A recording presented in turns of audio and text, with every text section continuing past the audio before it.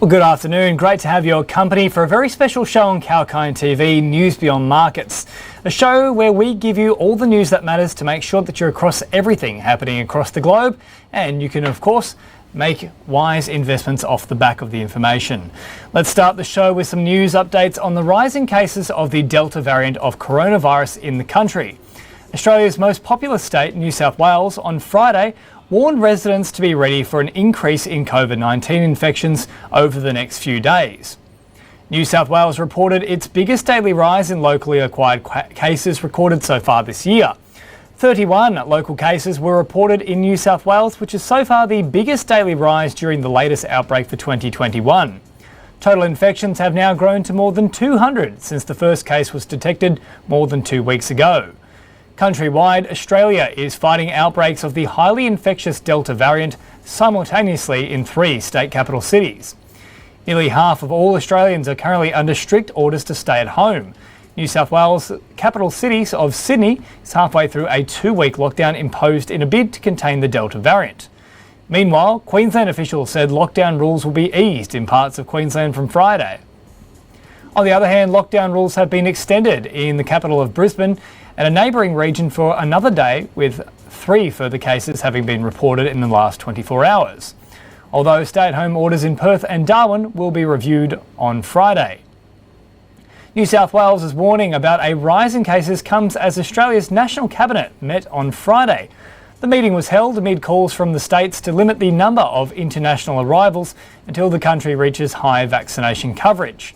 The National Cabinet, the group of federal and state government leaders, was formed during the early days of the pandemic to coordinate the country's response to COVID-19. Lockdowns, swift contact tracing and tough social distancing rules have helped Australia to suppress prior outbreaks, but the fast-moving Delta strain has alarmed authorities amid a sluggish nationwide vaccination drive. The vaccine rollout is mired in confusion and frustration due to the frequent changes in medical advice. The confusion on the use of the AstraZeneca vaccine has now become a flashpoint in relations between the federal and state government leaders. State leaders of Victoria, Queensland and Western Australia are urging the federal government to lower the cap of international arrivals from around 6,000 a week. The leaders are arguing that the Delta variant was straining their hotel quarantine system. Most recent virus outbreaks in Australia have been traced back to leaks from hotel quarantine. Well, it's time for a very short break on News Beyond Markets, but after the break, some important details surrounding the National Cabinet and an exclusive story for Kalkine TV, so make sure to stay tuned.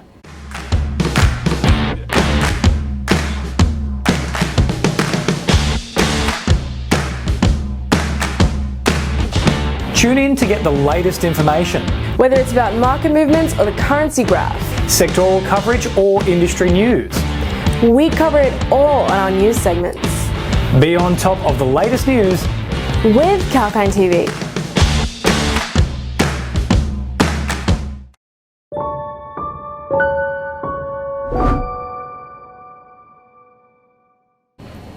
Welcome back. James Preston with you on Kalkine TV for News Beyond Markets. Before we move on to some important updates from the National Cabinet meeting, here's an exclusive Kalkine story. The Australian Statutory Agency and the principal revenue collection body, also known as the Australian Taxation Office, has sacked more than 30 of its employees in the last year over a breach of taxpayers' privacy. ATO spokesperson told Kalkine Media that after a review of the circumstances, staff found to have been appropriately accessing records have faced a range of consequences, generally consisting of financial sanctions, reduction in classification, or, in serious breaches, termination of employment, referral for consideration of criminal investigation, or even prosecution. However, the spokesperson did not confirm the exact number of unauthorised access cases of taxpayers' data.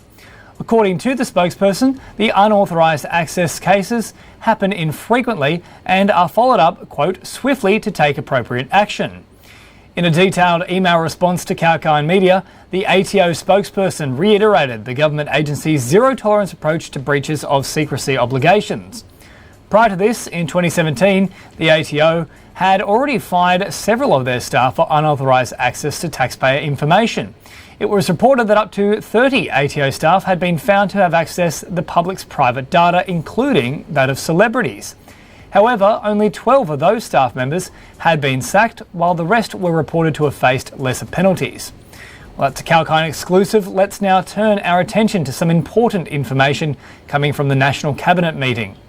As per the latest announcement, fewer people will be able to come to Australia as the National Cabinet agreed to a 50% reduction in passenger numbers due to the risk of the Delta variant of coronavirus. The announcement of a cut in the passenger cap to relieve pressure on the hotel quarantine system came with the promise of a trial of home quarantine for vaccinated travellers. The new passenger caps will come into effect by the 14th of July. Prime Minister Scott Morrison addressed the media in a press conference today and made some very important announcements.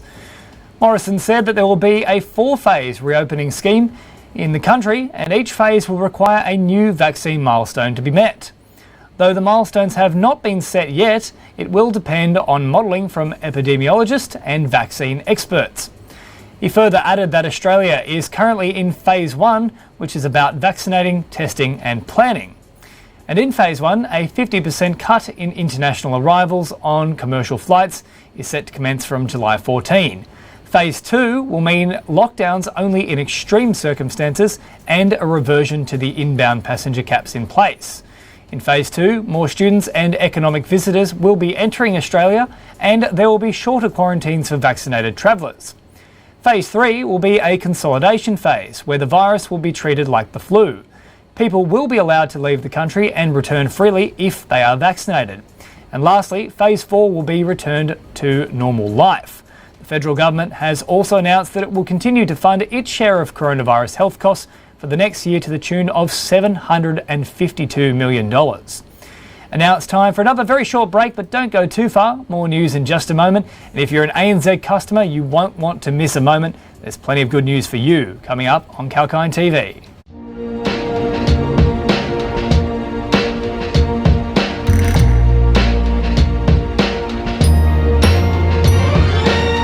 Property by Kalkine. Looking for a dream home? Well, that may sound easy, but it isn't. And from looking for a property that is the right fit for you in terms of cost and other factors, to zeroing down on the right mortgage plan, there are various aspects to consider. And for the latest lowdown on the property market, tune in on Kalkine TV with me, Sage. I will give the latest updates on the property market as well as real estate stocks to help you make the right decision.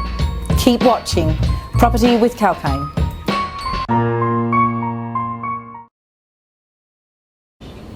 Welcome back. Great to have your company on Kalkine TV. I'm James Preston, live from our studios in Sydney, and this is the News Beyond Market show.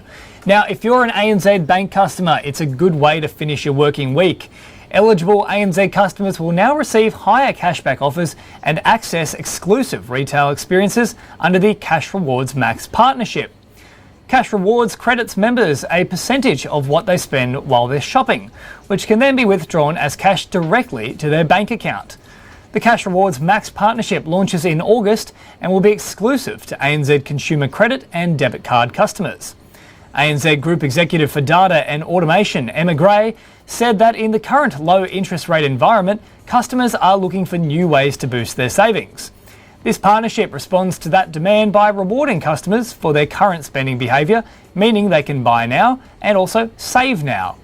She added that the most critical steps to improving financial well-being are creating a savings goal, and that Cash Rewards Max will help customers meet their financial goals sooner by topping up their savings accounts. Meanwhile, Cash Rewards Chief Executive Officer Bernard Wilson said that they are delighted to have achieved such a comprehensive agreement. The agreement will deliver Cash Rewards Max as well as establishing a strong foundation for an enhanced long-term relationship with ANZ itself. He expects Cash Rewards Max to help cement Cash Rewards as Australia's default cashback ecosystem. Founded in 2014, Cash Rewards has around 1 million customers and partners with more than 1,700 merchants, including Apple, Myer, Liquorland, Adidas, Bonds Target, Booking.com and The Iconic. ANZ bought a 19% stake in Cash Rewards back in December 2020. Now moving on to the last news that matters for the day, and Westpac Banking Corporation said that it has filed a civil lawsuit against equipment financer Forum Finance. It filed the case after discovering a potential fraud regarding equipment leases for its customers. The country's second biggest bank said in a statement it has the potential exposure of around 200 million Australian dollars after tax, but the extent of loss depended on the outcome of an investigation. Though Westpac confirmed that no customer was exposed to the loss. As per media reports, there was no report of criminal charges in the lawsuit. Well, that's all for the News Beyond Markets show, but make sure to stay tuned to Kalkine TV for the latest across the economy, markets and sectors. Up next, Holly Shields will sit down for an exclusive expert talk with Janine Klepp, the founder of Digital 20 Australia. I'm James Preston for Kalkine TV.